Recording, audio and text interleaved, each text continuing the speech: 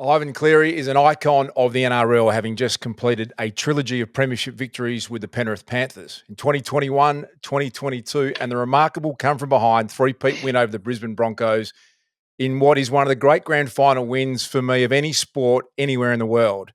The added layer to this unique success story is that Ivan's eldest son, Nathan, is the triple premiership winning co-captain of the Panthers and regarded universally as one of the NRL's all-time greats despite being only 25 years of age.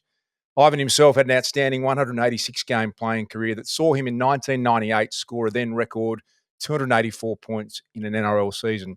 Ivan is a father of four and has been married to his wife, Rebecca, for more than 3 decades. Congratulations, Ivan. Unbelievable achievement, winning 3 premierships, and I really appreciate you taking the time. Oh, thanks, Dust. Appreciate those nice words. It's nice hearing all those things about you. You had an outstanding playing career. As a player, did you always feel like coaching was your path?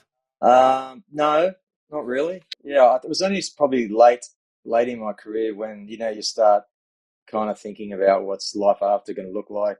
I hadn't really thought too much about it. I'd gone to university sort of before I started playing, so I had a few options like along that path. But I remember when one of my brothers saying to me one day, "You should coach." I was like, "Yeah, that's pretty much where." Yeah, as far as it went. And I really just fell into it, to be honest. Well, when you read your highlights and the success you have, it sounds like a dream life. But as we all know, everyone has their challenges, and you've had more than your fair share of challenges. Can I take you back to 2018? You're in your first year as coach of the West Tigers. Dave O'Neill's the chairman of the Penrith Panthers. He lures you back to Penrith, and it comes with some serious backlash. The world turns on you. People write and say some awful things about you. Can you tell us how hard that was for you and your family? Yeah, it was extremely difficult times. It was a strange situation because you mentioned Dave O'Neill, the then chairman of the Panthers. I'd coached at Panthers before, so Dave and I, were friends. He just wanted to catch up with me. Had been trying to for some time, so I didn't really think too much of it, what it was about. Just went for a coffee, and I was coaching the Tigers at the time. I was happy there. I wasn't sure how the future was going to look there, but I wasn't too worried about that at the time. Just a bit of backstory: we were at the Tigers. We were trying to sign Nathan, my son, and I realised that he didn't want to come. I actually had to tell him, "Look, we're not. I don't want you to come, mate. If you don't want to come, just tell me." He's like, "Oh, really?" I was like, "I don't want you to come just because of me. That's the last thing I want." So anyway, that was just something that was going on in the background. And Dave popped the question, just said, "Do you want to come back to Panthers?" Like, honestly, it hit me from complete left field in my eyes. My heart straight away said yes. There's nothing I'd love more. Like, I never wanted to leave Penrith. I felt like there was so much unfinished business. I was very close with a lot of the players, the community. We lived here. Obviously, Nathan was, playing there. But that left a big problem. I was contracted to the Tigers, and it was 2 more years there. I'd started a rebuild, which was, that's a big process. And I was all in doing that. It was, and it dragged on for a bit. I just went to the Tigers, honestly. I just went there and just told them honestly what had happened and how I felt. They said, "You're not leaving," and I said, "Fine, I understand." And I just went about my business at that point. We were still playing in the season. I was trying to get us to the finals. It didn't quite get there, but then it dragged on afterwards. And I remember my wife saying at some point, like, "Why don't you just stay? Like, it's just getting too hard." And I just said, honestly, because there's just this attraction that I can't shake, So anyway, got through a few of a tough period there, and there's still a lot of people down the Tigers aren't too happy with me, but I think it's worked out okay. Worked out a bit better than okay, Ivan. And that's a huge amount to think about, isn't it? Your son, who's probably the most sought after player in the country, the club wants to entice him across to the Tigers, and you're such a values-driven person, and integrity comes out in everything you do, and you're caught in this incredible bind, I suppose. And I look at it too. I think, you're Dally M Coach of the Year in 2014. The Panthers sacked you a year later. Was any of that in the mix too? Going, oh, how do you go back there after they booted you only a couple of years earlier? Yeah, definitely. Phil Gould's a very highly respected, well-known figure in rugby league. He got me there in the first place, and then he did sack me. He was still there when I came back, but he wasn't the one that wanted me back. So that was definitely some question marks. I had a lot of family members going, "What are you doing?" But I didn't really know what I was doing. I just felt it, and it was honestly all about feel, my heart. A lot of it was around Nathan, I think, without knowing it all. It was, there's a strong attraction to go and link up with him. I just felt terribly, about the whole Tigers thing. I still feel I don't feel good about that. But as I said, I've said this before, your heart can only be in one place. And at the end of the day, if I had stayed there, I just don't think they would have got the best of me. So I know that they mightn't understand that, but it's just how it went. Well, I think I've done 120 or so of these conversations, and I love it. And one of the things that is a really common thing is that people will say what you said in a roundabout way, that they've made the best decisions in their life when they listen to their heart or their gut instinct. And when they make bad decisions, they go against it, even though it might seem the right way. It sounds like a pretty crucible moment there for you, where you just, when my heart's here and I've got to do it. Does that sound right? Yeah, it's absolutely right. As I said, my wife Beck said at one stage, like, it's, why don't you just stay? Like, you're happy there. Like, this, you've got so much happening.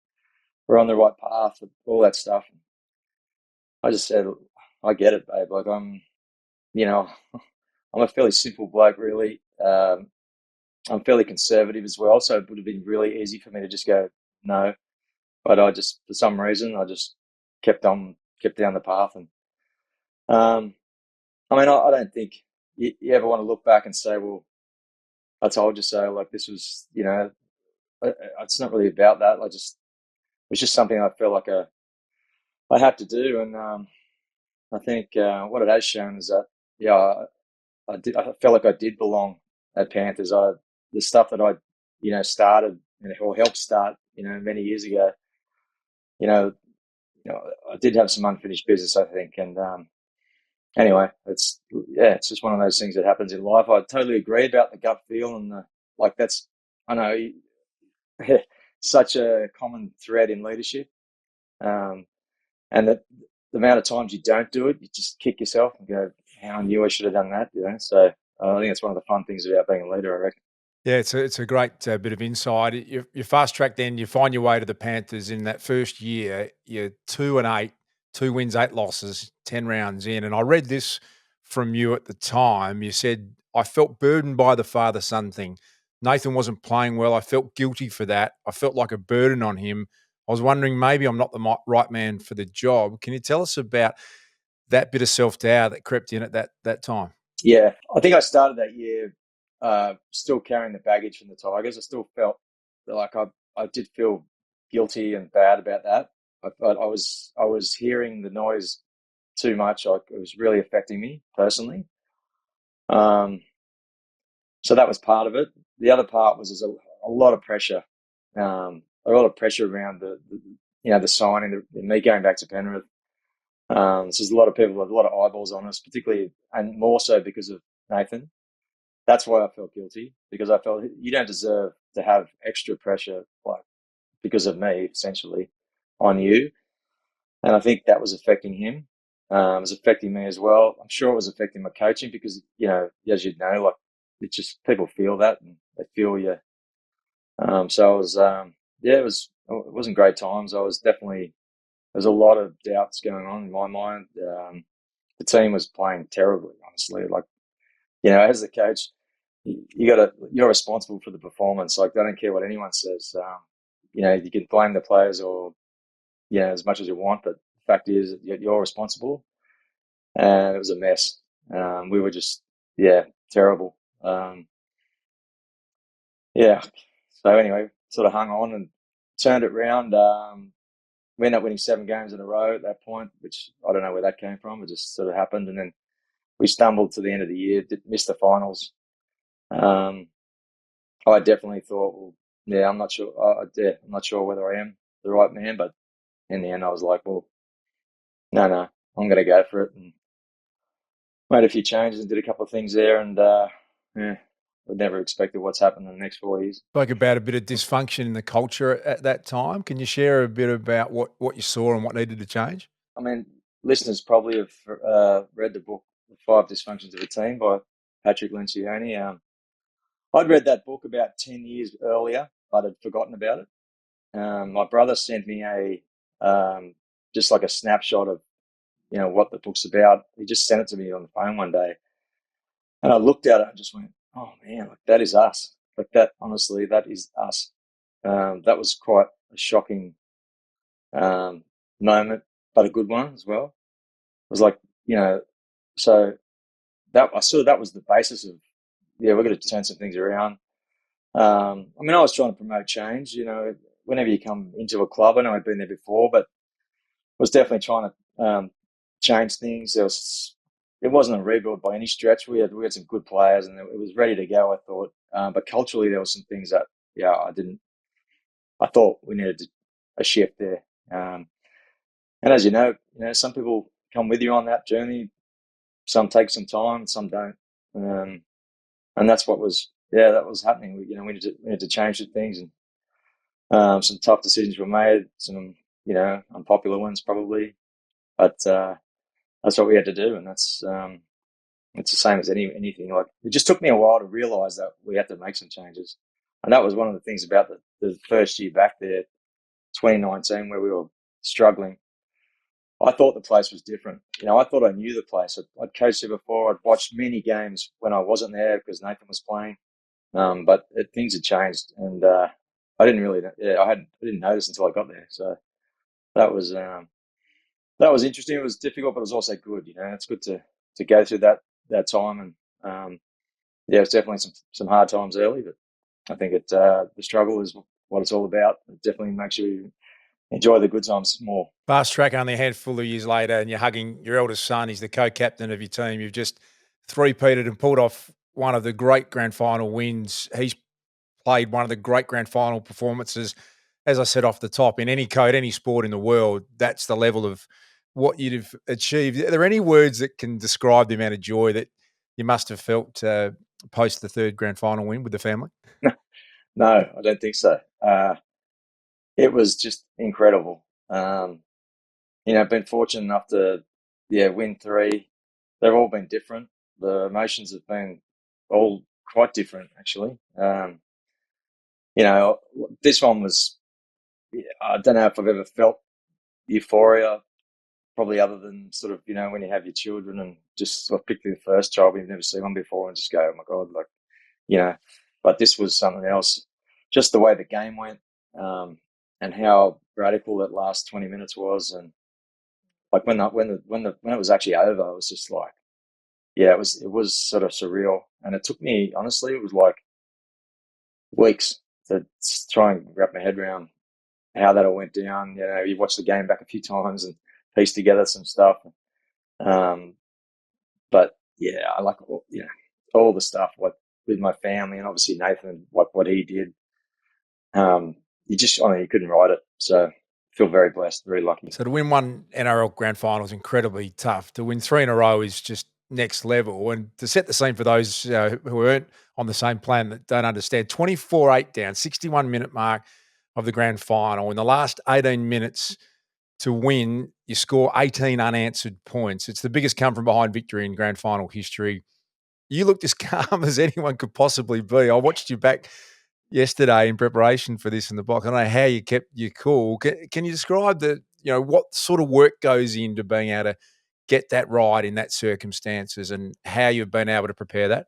Yeah, I think the best thing about this whole thing, apart from just the joy of it and experience, is just going to be such a great reference point for the future in and around, when you're set the way you want to play, the things that you value, the things you coach day in, day out, all season. You preach, little details here, there, and everywhere. And And just the amount of those things that happened at the end of that game there's just too many to to discuss. A big thing we've worked on in the last few years has been, we've really ramped up, mental skills coaching.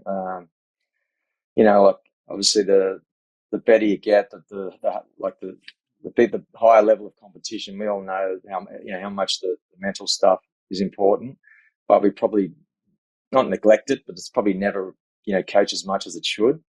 It's hard to find the time, but we made a conscious effort, probably for the last, probably 4 years, but definitely it's improved the last few years because once you get better at it, and a lot of that stuff came to the fore in that last 20 minutes, just trying to stay present regardless of, what the situation was like. The scoreboard was blowing out, the time, everything. A lot of the stuff we trained and spoken about, it helped the boys out in that moment. I mean, it's not always going to work out that way, but just for it to actually work, and it's going to be such a cool reference point for the future too. It's like the chicken and the egg thing, isn't it? What do you get first? But that's going to be really fun to actually look back on when we're trying to improve and evolve even more. Can you give us a little bit of detail on mental skills training? What does that look like for you and the team? Yeah, we probably followed the All Blacks lead.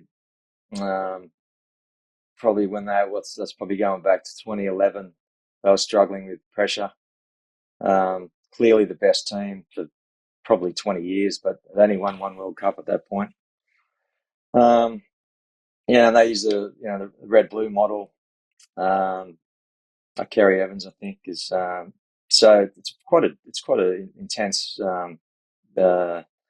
detailed and complex model, and we try to just really simplify it.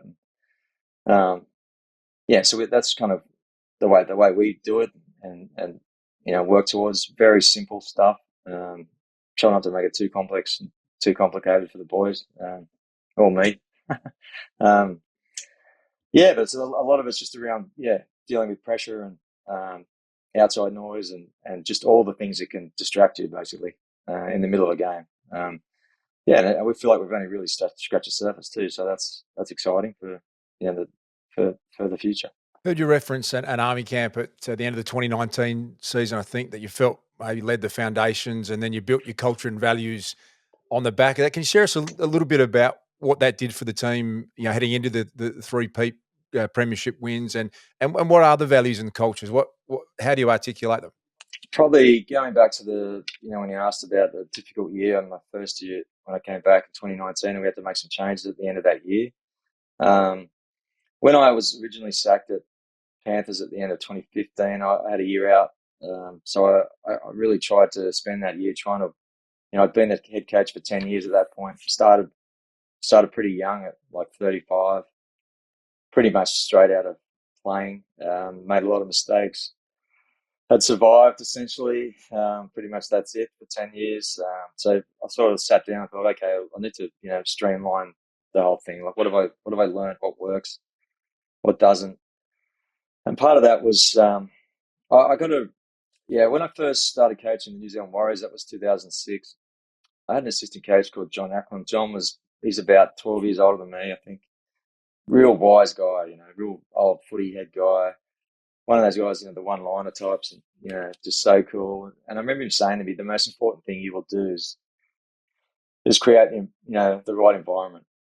And I didn't really, I knew what he meant, but I don't think I ever really, drilled down into what that should really look like and feel like. It was more just to sort of, you have beliefs obviously and standards and all that kind of stuff, and then the culture was sort of it would just evolve organically. Whereas at this point, when I was out, I'm like, right, okay, I want to actually articulate like what it is, and then did that for a couple of years. When I got to the Tigers, did that, and then when we had this bad year in 2019, I was like, no, I'm going to streamline it again, and I'm going to actually say what it is, so people can follow it and it's really clear. And I got an idea. Just break it into 3 parts. What does it look like from the outside? What does it feel like on the inside? And then basically, how does it act? Not just on the field, but obviously on the field is, that's what we deal with, and that's what we did, and still doing. So I'm still working at that. Yeah, trying to make it pretty simple. That's pretty simple to follow. But everyone knows, how we act, what we do. Everyone's in that sense. If you're accountable for it, and that's pretty much how we've gone. So what does it look like? What does it feel like on the inside? And then how does it act? That's the culture reference point, and then you live those behaviours and you get to analyse them through that lens. Is that as simple as it sounds? Yeah, pretty much. It's sort of like my North Star as a coach. So I always just keep, whether it's after a game, whether it's a training session, whether it's if we've gone to a fan day, all that stuff is just, you just keep, referencing it. So, a little simple thing like, we want to look fit, so if you want to be fit, then that goes into our recruitment strategy or our, retention model, or, we build from within. So a lot of our kids come through. So the junior pathways program, like there's a big emphasis on, how fit we either are or we look. It's not just about being fit, so, things like strong body language and, never defeated and all that kind of stuff. Like, we care about that kind of stuff. So it's just, it's good for not just me, but also the rest of the coaches and the players and the captains and the leaders and all that sort of stuff. Just simple stuff to, to follow. The feeling one's interesting because that's a tough one, but that's what we're always looking. We want people who work for us or play for us or whatever to feel, connected and, to feel psychologically safe. I know that's easy to say, but that's a constant daily work on. And for me, that's a good one just to keep, and just in all your discussions and what you observe. It's something that we take very seriously, and you don't always have it. Without a doubt, you don't have it all the time, but that's what we're trying to search for, that sort of stuff. But someone shared with that recently around psychological safety that's Google, who's clearly got the ability to analyse data maybe as well as any organisation, worked out in their team of how many 40, 50,000 people, that the teams that had that were the highest performing teams over and above any other measurement they could find. And it seems interesting how the North Star you described, the Penrith Panthers, it's something you feel like people in the organisation have got an understanding of that, whether they can say it the way you did or not. Is that what you're achieving? Well, that's what I'm trying to. Yeah. Ivan, Penrith is located 55 kilometres west of the CBD in Sydney, proudly working class suburb of Sydney. You speak a lot about your passion for the community where you live, and you moved your family to Penrith second time round, I believe. Can you tell us about the people of Penrith, and they sometimes do get a bit of a bad rap, and why they mean so much and so much to you and the culture? Yeah, just little backstory. I come from the northern beaches of Sydney. That's where I grew up. My wife also does. Um, for the average kid from the northern beaches, Penrith is pretty much like Mars. Like it can't be further away. It can't be more different.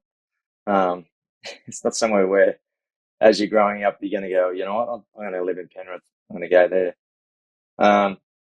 Went to New Zealand for 10 years, got the job in Penrith. I could have easily come back and just lived on the beaches and done the trek or whatever. But we decided that we wanted to settle our family out there. Had 4 kids, or out here, I should say.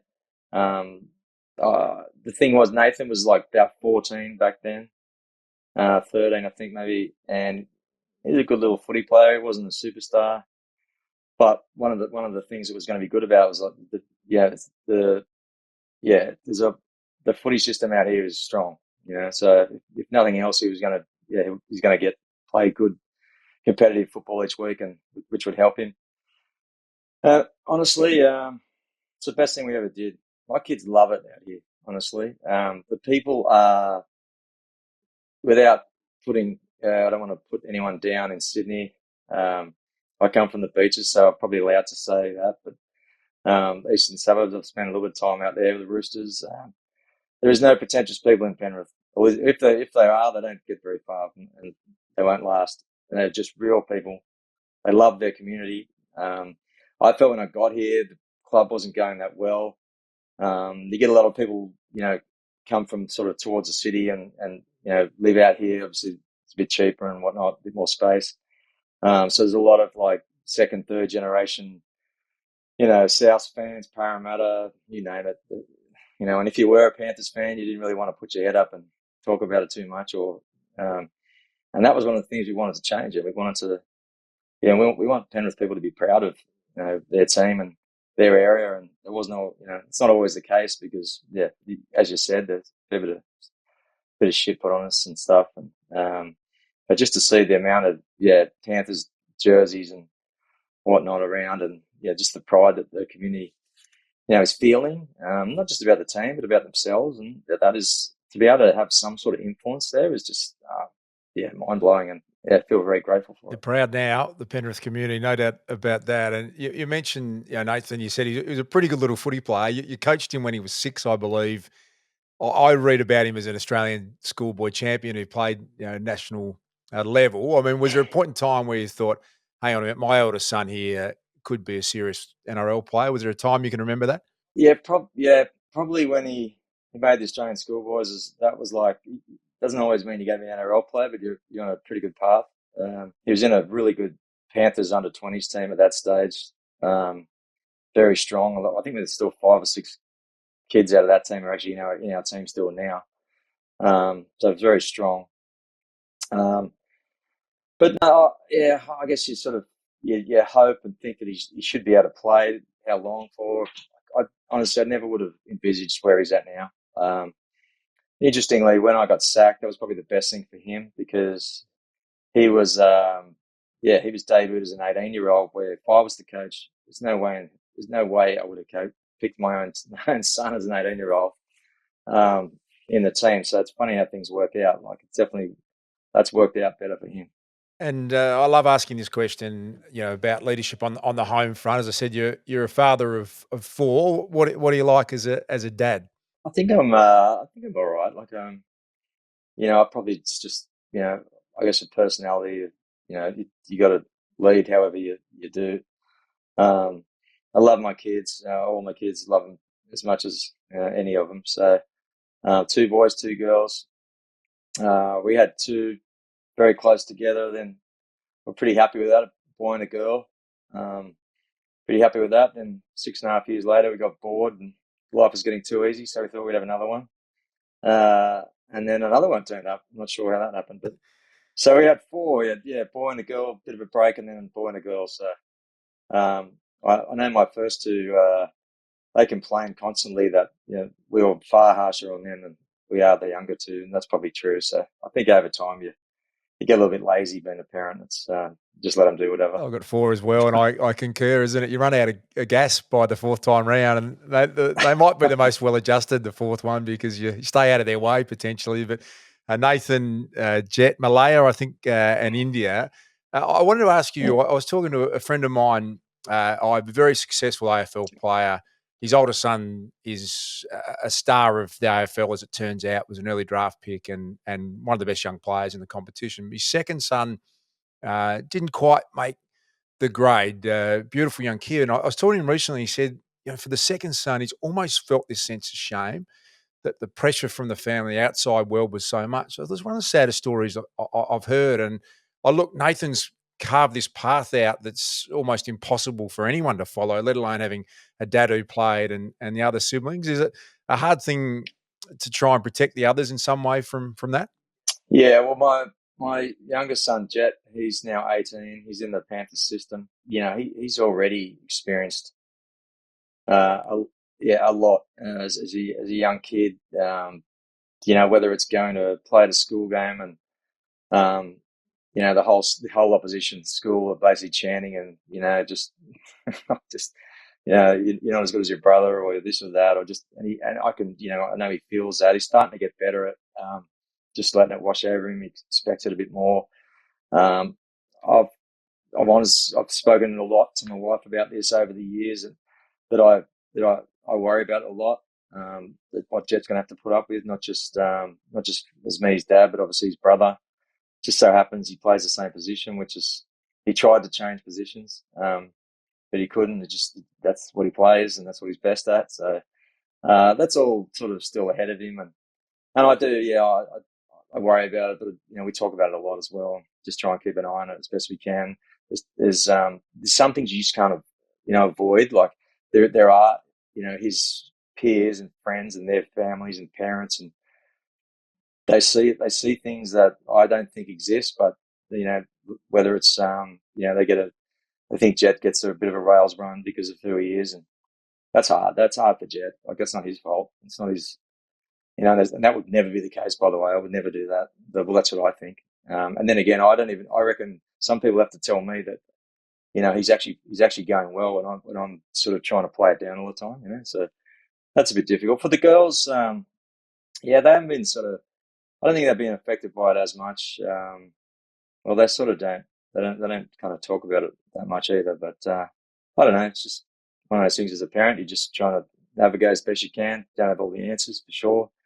But, we try and keep an open line of communication as best we can, try and keep an eye out for them and just deal with it, how we best fit, however we think is best. You can't manufacture passion, I always say, in kids, can you? And if that's what Jet loves to do, it's what he loves to do, isn't it? You're not able Mm. to push anything in any direction, really, with any kid, I don't think. And so I suppose you can just support them and their passion, whatever it might be. As it turns out, it sounds like he's got a love in the same way, and that will end up where it ends up, I suppose, isn't it? Is that a way to think about it for the younger one? Yeah, for sure. I wish he was a golfer or something. I could just go and caddy for him or something like that. That'd be fun. But no, it's just kind of how it's worked out. And yeah, he's definitely passionate about it.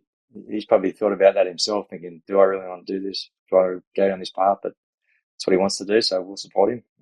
Like any other of our kids, and just try and give him the best opportunities as we can to for him to make the most of it. And if it, whatever happens, happens. If he's not, it's going to be hard to. It's not about living up to his brother anyway. It's just about his own path, and hopefully he makes the most of his talents and does his best. And if he does that, then he'll never fail.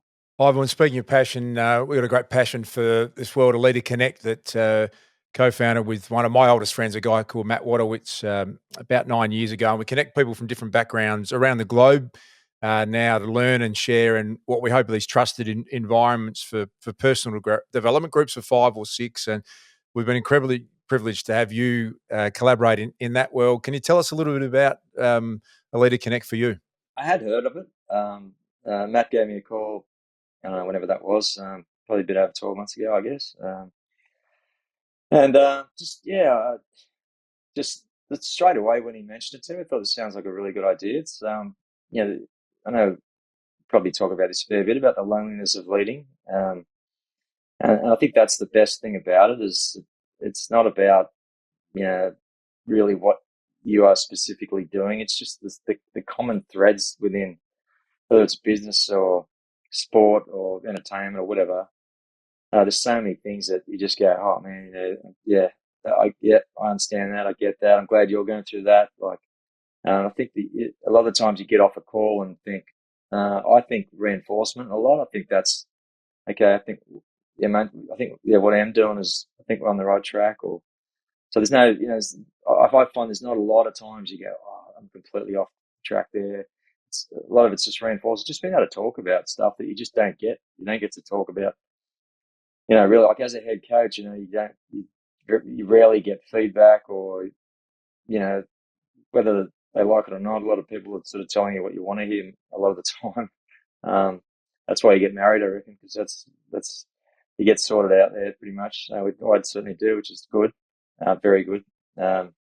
So I find, that just kind of just being able to talk on a common theme or common thread about what we're all going through is extremely it's motivating, and as I said, I feel like it's reinforcing, which is nice. And Ivan, the sessions are an hour and 15 long, and busy people are able to, we find, fit that into a schedule, and you can make that work, a huge amount on your plate. And I know Matt's put a lot of time into the sophistication of making sure that hour and 15 gives people the maximum amount of impact for their valuable time. And he's put a lot of thought into it. There's some brilliance in the simplicity of the facilitation. Have you found that you get enough out of that hour and 15? That's interesting you say that, because I didn't know that. However he's done it, he's come up with I reckon that's absolutely the perfect time, because I never felt like we haven't got through what we needed to. I never felt rushed.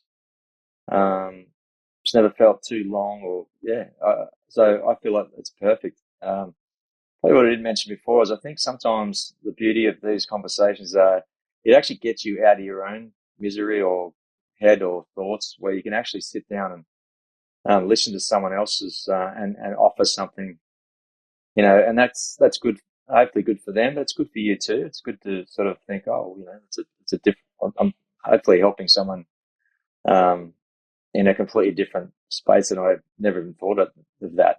So I think it's actually good in that sense too, just to get you out of your own head and your own stuff. With people that are smart and going through similar stuff.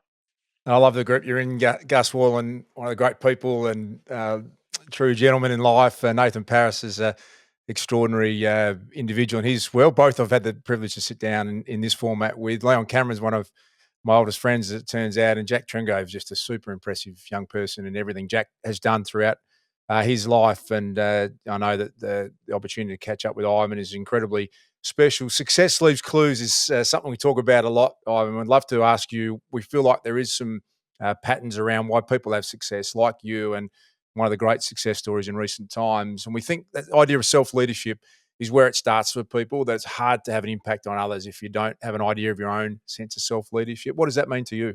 As I said, I've sort of worn I don't know, like probably a different path. I think a lot of guys, certainly in our industry or probably even sport in general, probably in Australia, I think the general trend now is people do a lot more time in an apprenticeship type role, whether it's an assistant coach or coaching it. If it's in AFL, like in VFL teams, or in rugby league, it's lower grades. I probably didn't spend a lot of time doing that. Just from a leadership point of view, for me, I was I captained sort of teams when I was young. I think didn't really think of myself as a leader. I just probably cared a lot about the team that I was in, more so maybe than others. And I feel like my parents sort of instilled a lot of that stuff in there. They were very competitive people. Um, so maybe that's where it started. Kind of didn't really ever see myself as anything more than that. And then, as I said, I fell into coaching. And the only reason is that someone saw it in me. I didn't really see it myself, but they saw it in me. So I thought, well, that's gave me confidence. I thought, okay. And then I started, and as I said, I got into it. I was a head coach after only 3 years of coaching after playing. I look back now and I'm like, man, I didn't know a thing. Honestly, didn't know anything really. Just kind of bubbled my way through it, survived. Do it completely different now. I mean, I learnt pretty much first sort of one of my early mentors, I suppose, as a player, taught me more about the game than anyone else by miles. But he pretty much told me not to delegate as a coach. It's more like if you leave it up to them, like at the end of the day, you're the one that's gonna get the ass. So that's how I started. I pretty much didn't delegate anything, whereas now I basically delegate everything as much as I can. So I've gone full circle there, and luckily for me, I've just been able to survive for a long time. But and that's honestly, I feel like for the big part of my career, I was surviving. I was happy to make the finals, or stay in a job, or just keep your head above water. Or, I didn't think that at the time, but I look back and thought I was definitely like that. And I was lucky enough to get a team where I felt we could win, and just changed everything and just went, well, obviously more confident and using people around me a lot more. That was the power of delegation has been a huge, highlight for me. I still remember the first time I did it and how good I felt.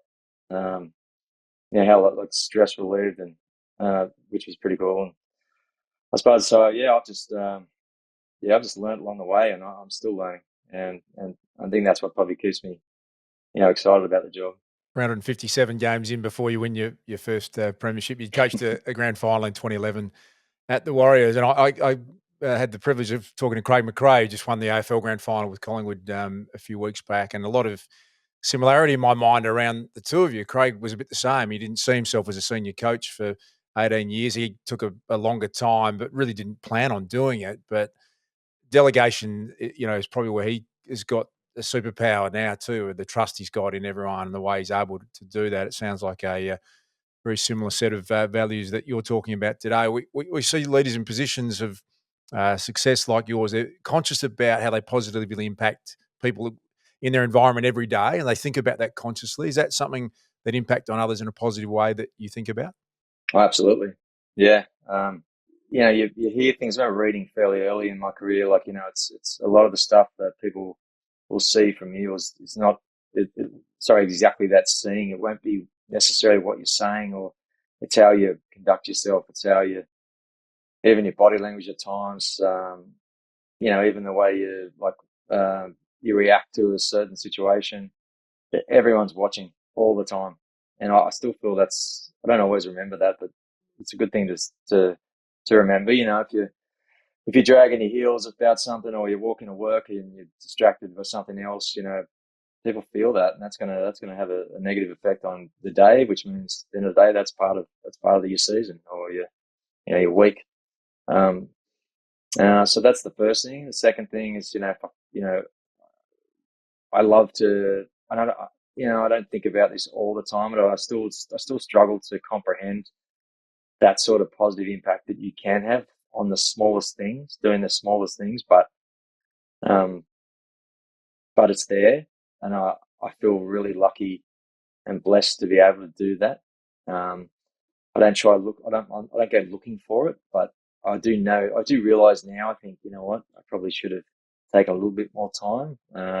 When you don't do it, like, did I just walk straight past that guy when I felt like deep down maybe he wanted to talk, but I was busy, I had something else on or whatever.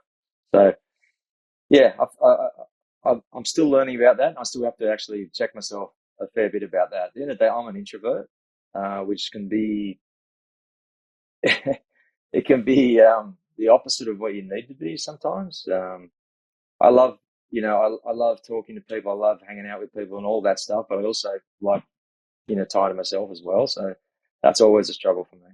Yeah, and authentically yourself, I think, comes across in everything you do too. You can be an extrovert 6 a.m. after your third premiership at the right time. If you caught at the right moment, I enjoyed listening to that back. But even the humility that came across in that interview, if you haven't heard, you and Carl Stefanovic, a big Broncos fan, go head to head that morning. Certainly made me laugh. For creating and sharing a vision is something we see really leaders are conscious of, and you don't achieve your success without a really clear vision. Have you gone about that in your environment? Thought a lot about vision, and something that needed to be, never ending, essentially. So, for example, if you did, climb Everest and win a premiership, um, the vision had nothing to do so much with that. So our vision at Panthers is to be a source of community pride. That's it.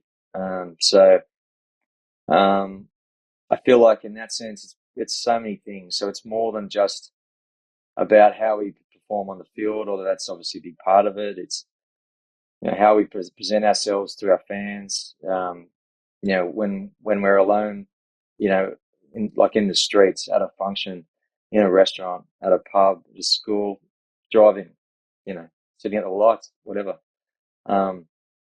We're always on show. Like, we're always, and we have the ability to be able to affect the mood and the confidence and the pride in our community, which we take very seriously. And we actually feel that more now because we have had some success, and you can actually see it. It becomes tangible. Like, wow, that's, but what it also does is when that bar goes up, you've got to keep jumping it. So, that's a real driving, force for us.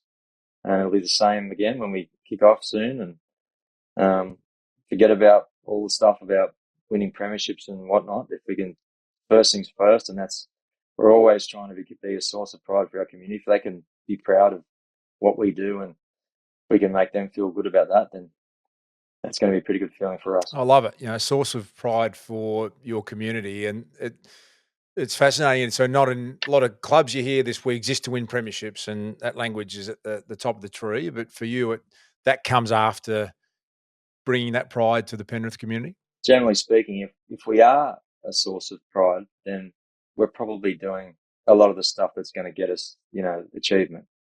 That's sort of how, it'll, like, so spoke before about it culturally and how it looks, and that all, it all lines up there, as well. If our community's proud of us, we're going to be doing a lot of good stuff. And if they're not, like, what are we doing wrong? And it won't take long to realise that we're not actually living up to the values that we believe in. So leaders are really curious, Ivan, and through curiosity, they're constantly trying to learn and get better. Does curiosity play a part in your leadership? Yeah, definitely. I love reading. Don't do it probably enough. Thank God for podcasts, because that's that makes life a lot easier, doesn't it? Just being able to absorb information, whether it's I look in different places for it. An obvious one is anyone to do with sport. I love just I'm very curious around other sports, and but yeah, there's so many different ways you can find little pearls of wisdom. I've been very influenced by some of the great sporting leaders over time. Just little nuggets of gold here and there that you don't need a lot of things, I don't think, but it's stuff that actually goes, that you kind of relate to and go, that would work for us, or I'm going to look into that. Always looking for that sort of stuff. So, I love learning. It's, you have to evolve. Otherwise, if you're not going forward, people are taking over you. So, and it's fun, I think I think as leaders, we probably all are the same, where you have, you do struggle with insecurities from time to time, or what, if you're losing or whatever, you're looking over the fence, what's he doing? What are they doing? So, I think everyone sort of goes through it. So it's good fun, I think. Communicating with clarity, dimension of leadership, we talk about a lot, Ivan, and you mentioned being an introvert, and you can see that in your personality type, but you're very clear. Your communication is very direct from all that I've seen of you in the past and talking to you now. Is that a conscious thing for you? How have you gone about that? The only thing conscious has been making sure, I'm authentic. And I learnt that early in my coaching career. I started at the Roosters. I was coaching the reserve grade team. Worked on Ricky Stewart was the coach in those days. Ricky was had very different coaching style to me in those days. But I thought, watching him, well, that's sort of how you've got to do it, So anyway, I got to that in my first year, and I just thought, what am I doing? I don't feel like, doesn't feel right to me. And so I made a change and just kind of went to my own style, and I've stayed that way ever since. So that's really the only deliberate thing that I do. I don't really, in terms of how I communicate. I think that's just how I do it. I probably, I don't waste words. So unless I've had a few too many drinks, I could talk a bit of shit with the best of them then. Unfortunately, you can't turn up to work like that. So I think I probably have got a direct style, which at the end of the day, I think, most people relate to. How important's collaboration been for you? Everything. I love that style. I love getting people's opinions. I get it. At the end of the day, the buck will stop with me on most things, if not all of them, honestly. Even though you delegate and all that, at the end of the day, like as I said before, the performance of the team, that's with me. That's on me. But I love getting people's input. I love, getting different views, and then for me to be able to, from that, go, okay, this is where we're going to go. I just think it's fun. By the way, I like working with people and staff and kick around ideas, and what do you think? And I think that's one of the great things about coaching. That's actually how you learn. You just pick up little nuggets from people you least expect. It could be like an intern or something. It could be anyone. And I just feel that's I feel that's an essential part. It's easier when you get older, I think, because it's easier to be a little insecure from time to time, and you feel like, oh, if I'm supposed to be the head coach, like I'm feeling like this guy knows more than I do, or he's smarter than me, or yeah, that takes a bit of time to be able to get over, I reckon, and just be able to, I guess, establish that maturity and confidence. And I feel like at the moment I'm certainly at a better place there to be able to collaborate properly. Ivan, who's been the greatest leader in your life? I think probably my dad. He definitely, he actually had a fair bit to do with me in sport as a kid. I was the youngest of three brothers, and he didn't coach my brothers in anything, but he coached me in soccer. He was quite influential in athletics that we did a lot of as a kid. Um, I actually played cricket with him. I actually played cricket, like park cricket with my brothers and my dad for a couple of seasons, and that, like, just stuff like that. Like, just like I think I said before, my dad's a very conservative, like pretty straight dude, like very straight, but if he could manipulate stuff to win something, he would do it. Like the old underarm bowl. Trevor My Chappell? dad thought that was, yeah, he thought that was okay. That's in the rules. You can do it, and that was it. That's dad. So not really like that. I don't think. I was sort of always looking at that, going, oh, geez, I'm not sure about that anyway. But I did sort of like the pragmatic way of winning. Um, it stuck with me forever. I still I think of him a lot actually. Um, when we make decisions or do stuff, and I think, oh God, is that a bit borderline in terms of But I think, oh no, the old man's like, he's super straight. If he thinks it's all right, I reckon we should do it. If you want an idea of how tight the Cleary family and brothers are, you gave a kidney to older brother Ash at a time where it was either you or your other brother, and the testing came out that yours was the most compatible. And I understand that was not even a blip on the radar for you. You're always going to look after the brother. Can you tell us about that? Yeah, it sort of came fairly quickly. I know. I think Ash first, when he first found out that he had some kidney damage, they were talking like 20 years. He might have to get one, and like I think it was like maybe 18 months later, mate, you need a new kidney. So I didn't know anything about donation really. I didn't know how it worked. Mum just called one day and said, "Hey, we've all got to try and get tested because family's the best match." And so I was like, "Okay, like yeah." And then the only thing I really checked was, if is it sort of like hereditary through the family, and if I give one, what if my kids need one? Yeah, that was the only sort of thing we really checked up. And once that was sort of, it was pretty much okay. I was actually quite thrilled that I got the gig. So I definitely had the best kidney in our family, that's just for bragging rights. And I got the gong. So it was just from there. It was just full steam ahead. You get all the tests. It's quite a pretty full on process. It takes quite a while. But to be able to do that for my brother, like made me feel good.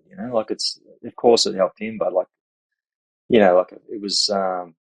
It was sort of like a bit of a euphoric moment for me too, to be able to do that, and he's still going strong. What was that, 2017? So 6 years now. So I couldn't tell, don't feel any difference. So everything's going okay for Are me you too. closer on the back of it? I guess so. We're pretty close before that. He's my best man. Always been pretty tight with my brothers. So um, probably. I mean, yeah, he ended up like he's got three kidneys and I've only got one. So I feel he's one out of it. But anyway, we're all good. We're a bit obsessed with collaboration in what we're trying to achieve with Aleda and Aleda Connect. And as we said earlier, we're really privileged to have you part of that program. And I like asking this question. In the spirit of that, has there been someone you thought, I'd love to collaborate with that person on anything in your life that you love to get into your sphere? Is there a name that jumps out at you in terms of collaboration? Not really. I reckon there'd be so many. I would be open to, if you just threw one out, if you rang me out one day, asked and said, "Hey, what about, do you want to work with this guy?" I'd probably go, "Yep." So no one particularly in particular, but I just think there's so many cool things that everyone does. But if it's from like a leadership perspective, there's a lot of commonalities in and around. Because at the end of the day, what doesn't matter with sport, business, it's all about people. I think, and if you can do some stuff cross codes and all that, or cross business. I think that would be pretty fun. Ivan, I love the wisdom that you shared today and your brilliant, matter-of-fact language. It's an incredible sporting success. I love the father-son element too, and the whole family aspect to it is just, it makes me smile every time I think of it and see it. And the humility and the giving back to the community as well is just, it's a great story in that part of the world. And I really appreciate you taking the time today. Thanks again. Oh, thanks, Dustin. Very kind words, mate. I appreciate it. It's fun. Thanks, Ivan. That was awesome, mate. I really, really appreciate it.